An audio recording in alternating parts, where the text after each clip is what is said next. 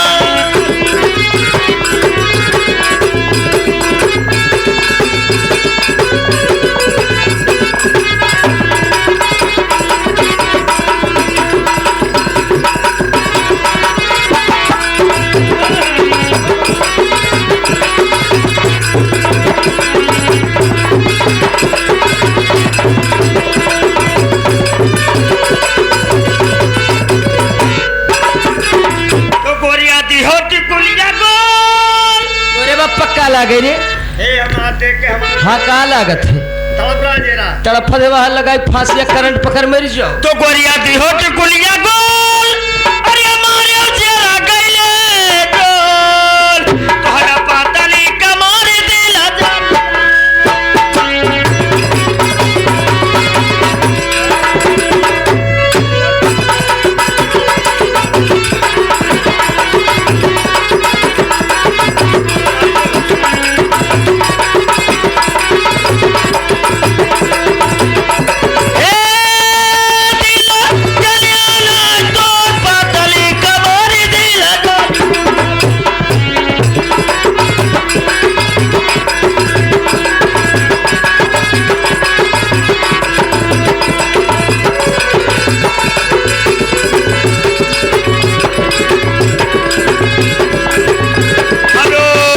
Hello hello hello.